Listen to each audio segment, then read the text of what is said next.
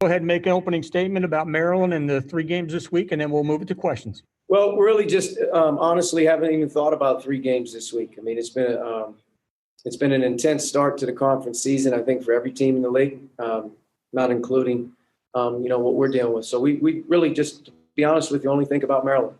And we have enough on our plate with them. They're playing terrific on offense right now. Their offense has really developed here recently in the last 3 to 5 games, 4 games, especially as conference has started.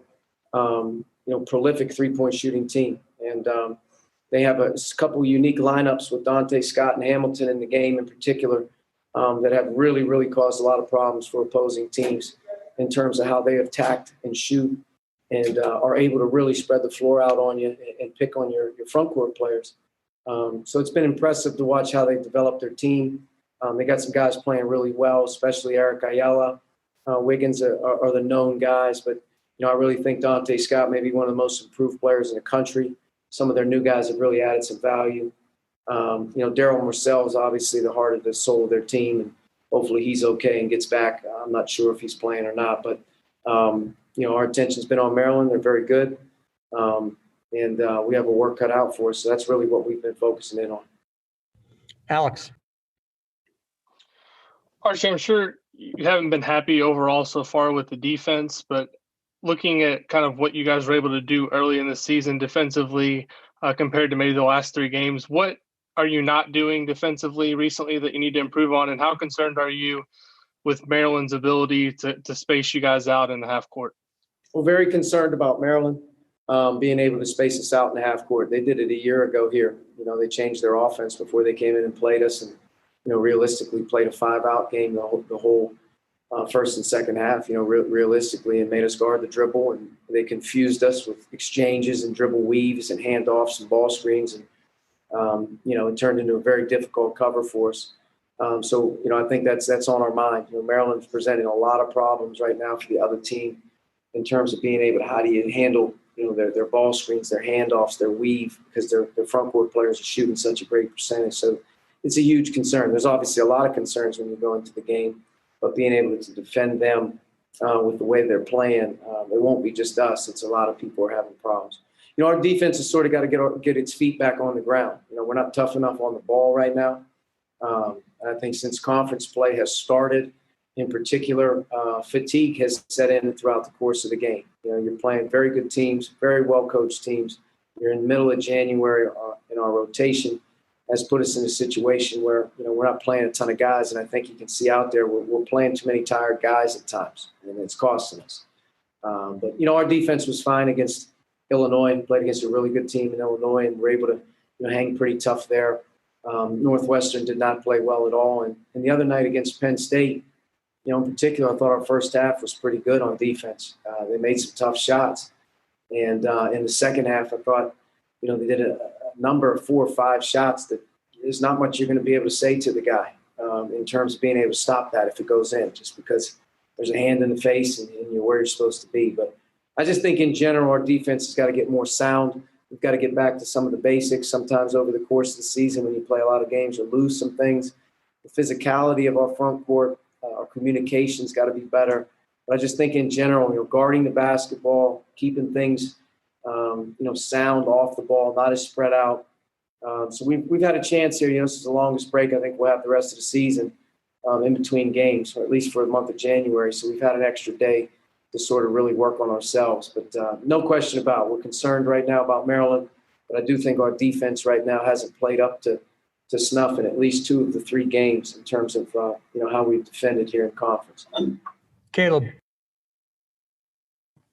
Kind of going back to their guards with Ayala and Wiggins, and if Marcel plays, has playing an Illinois team with IO or PSU this past game with just how they can shoot the ball helped you guys prepare and kind of know what to expect coming into this one at all? Yeah, I think if you look at our team as we've played the conference start, Northwestern's as difficult as any team in the league to guard right now. They have 5 shooters on the floor at one time. Illinois' offense, I think, is top 5 in the country right now in efficiency, and they're playing 4 3-point shooters around Kofi. And then the other night against Penn State, I think Penn State's got a top 20 offense in efficiency.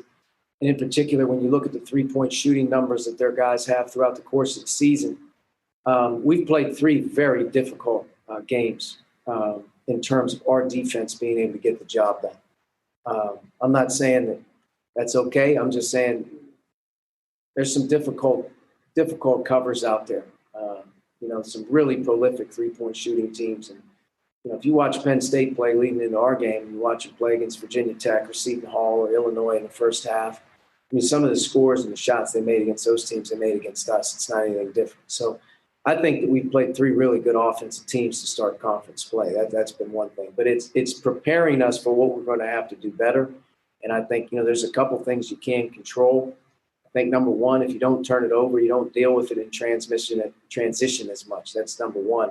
And number two, I think just on the ball defense has got to be better. And our off the ball defense in terms of our positioning, where we're supposed to be early in the position, has slipped. And I think that's why you're seeing so many rotations and so many drive and kick threes. You got to be able to guard the ball better. But we played 3 really good offensive teams. All 3 of those teams have been tremendous in terms of what they've done this season offensively. Zach?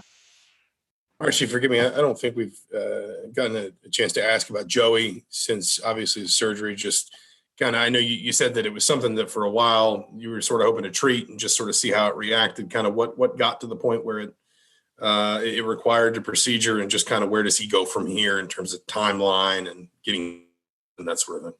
Yeah, I think, Joe started to deal with his back, realistically, as we get ready to start practice. He had a full fall, a normal fall. And then as we started to approach practice, he started to develop some symptoms of some low back,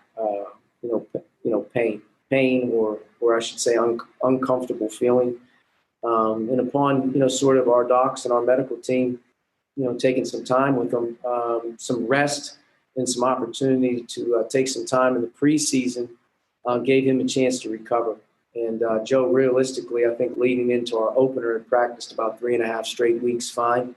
And coming into our home opener of the season, was doing about as well as he had done in the fall. And then, I think one day in one of our practices leading into it, he started to develop some of the same symptoms. Not so much as of pain as it was, I think, maybe some I don't want to say nerve or what it is, but it's tingling. But nothing to the point where he couldn't run, jump, or walk, but it was concerning. So with our doctors and all the advice that they've got, we sat him out at the beginning.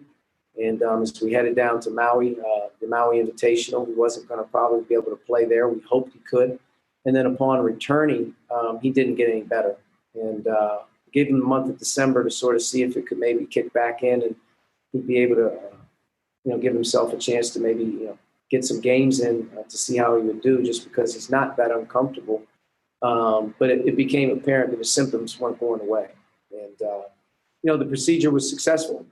Joe's doing well. And Joe's, right now, focused in on getting his recovery. And the minute Joe can kind of get back to rehab and start to move fully into his deal, we'll see where his time frame is. I don't think it's at the end of the question that he's done for this year. In terms of will he be out all year, I don't know. But I think it's going to be a thing that in the month of January, he's going to give himself a chance to play. If he can't, he can. He obviously has the year back regardless. So we'll see where it's at the end of the season. But, for the foreseeable future, it's going to be what it is. And I think I'm thankful our medical team spent so much time with him and gave him so many opportunities, to give himself a chance to play. But this was the best course of action, and it was successful, and it went well. That's the thing we're most thankful for now. Tom, then we'll finish up with Dustin. Archie, you've brought up the fatigue factor late in games, really through all 3 of these things so far. Do you have to get to the point to save that freshness at the end, to just sort of live with whatever the rest of the bench can give you early, or no? No, I think that when you're talking about our bench, it's got to be a focal point here moving forward. We've had some of our best performances when we've played the most guys. Games are obviously very, very, very intense right now, and possessions matter, and trust is everything. So you got to go out there and practice like we just did, and you got to give yourself a chance when you get in the game, give yourself, the coach and the staff, the opportunity to feel like you're in a good place and you can help. But we're going to move forward trying to do a better job of obviously improving our depth. It's needed. It's a must. And I think it will help us, long term with that. I think the second part of it is, no offense, there's a lot of guys out there in college basketball right now that don't come out. And they play well, and they play hard the whole way through. This is college basketball. This isn't an 82-game season. And I think that if you look around the country, you're going to see a lot of teams playing 6, 7, 8 guys. A lot of guys playing 35 minutes, and they're getting it done. And I think with us, we have to have a better mindset in terms of finishing. And we have to have a better mindset in terms of the guys that are in the game, in terms of the expectations of being able to not save and play hard all the way through. But we've really taken a step down defensively in the second half of games. And to me, there's a couple things that it can address it. We have to sub out, number one. And two, we have to be much more concentrated effort in terms of being able to play through it. Because there's a lot of guys averaging more minutes than some of the guys on our team. And I don't see them having a problem. So, we have to be able to handle our business. Dustin, wrap it up. I guess just to kind of continue on that track, I mean, how far away are you from feeling comfortable and trusting the freshmen that aren't getting that many minutes right now? How far along do you think they are right now, and what do you have to see for them to be willing to put them out there for 10 minutes or so and to give some of these other guys a rest? Yeah, I don't necessarily know if it's it's one of those things now when you're in January. A lot of times you are who you are. I think sometimes when you get to January, you kind of know who you are. I don't think that's the case with us.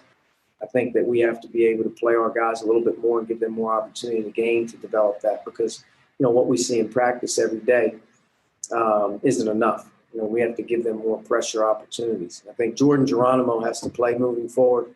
He's just too active. He's too physical. He gives us another body. Our front court players need an opportunity to have another forward in the game. And I think Anthony and Christian both have kind of, tinkered around the deal that they're right there. But, I think the bottom line is when you're a coach, you rely on your gut instinct, and you rely a lot of times on experience. And in our case, sometimes experience hasn't been playing well, and I think what really makes you nervous is when experience isn't playing well, or you're not as consistent with your guys that are upperclassmen. Sometimes throwing, the younger guys into the fire is a good thing. And then sometimes, it can really be counterproductive in terms of getting the guys that you have the most experience with, the oldest guys on your team, trying to get them back in a groove, give them the opportunity to get their confidence back, find a way to fight through it. So there's a delicate balance, when it comes to that. I think the other night was a great example. Al and Rob, probably played two of the better games together combined in the games. Big reason why we had a chance to win the game was those two guys performed. And that gives you a lot more confidence sometimes when you're going in the game, knowing what you're going to get, that you can play some other guys in the game. You can live with some mistakes that those other guys are going to make, because the other guys that are in the game that are older are going to be able to stem the tide, so to speak, if something happens wrong. But my concern and my hesitance, I think, at times has been trying more so along the lines of our staff to get our core 7 or 8 guys who have played minutes in big games to play big game minutes for us right now, so those other guys don't have the heat on them that they have. But no question about it. It's a commitment to the bench. It's a commitment to a rotation. You've got to find a way to give guys more confidence. They have to earn it while they're in the game and do well. And the coach has to obviously stick to it a little bit and be able to play through it, even if it goes good or bad. But I think these guys right now have prepared well. I'd be disappointed if we didn't play hard and we weren't smart against Maryland. Doesn't mean we're going to win. At the end of the day, we've prepared the right way coming off of Penn State, just in terms of our body language. Guys have the right approach, and that's what you need. And if we keep getting that, we have a chance to keep getting better. Like I said, and I told them this, our team hasn't really clicked in terms of all able bodies at the same time, really having it going together at one time and getting a lot of contributions. To me, that's exciting. We can get better. We can play a lot better with more guys contributing. And I think part of it's the younger group. Part of it's the older guys too. Getting those guys back into some type of a groove, a little bit like we had the other night. Jerome had big plays in that game. Al and Rob had big plays in that game. It made our team a lot different. And I think just trying to be able to establish a deeper team at times has been a balance. Thank you, Coach. All right, thank